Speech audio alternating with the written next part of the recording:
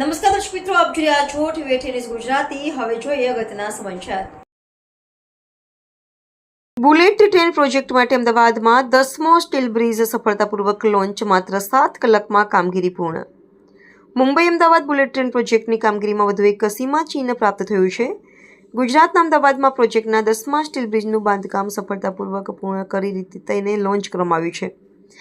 આ 60 મીટર લાંબો steel bridge railway ટ્રેકની નજીક સ્થિત પશ્ચિમ રેલવે સુધી લોન્ડ્રી ઉપરથી પસાર થશે।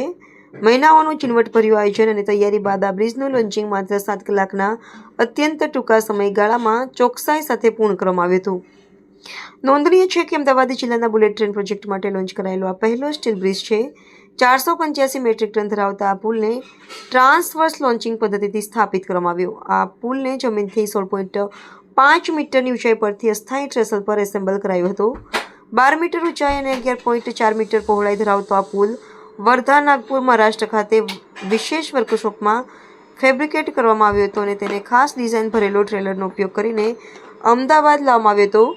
પુલના નિર્માણમાં લગભગ 20,360 ટોર શિયર પ્રકારના હાઈ સ્ટ્રેન્થ TTHS બોલ્ટ્સનો ઉપયોગ થયો છે, તેમજ વધારે ટકાઉપણા અને વાઇબ્રેશન નિયંત્રણ માટે ઇલાસ્ટોમેરિક બેરિંગ્સ મૂકવામાં આવ્યા છે।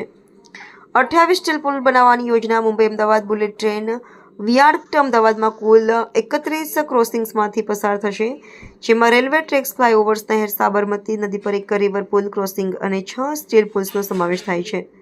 સમગ્ર કોરિડોર માટે કુલ 28 સ્ટીલ પુલ બનાવવાની યોજના છે, જેમાંથી 17 ગુજરાતમાં અને 11 મહારાષ્ટ્રમાં છે।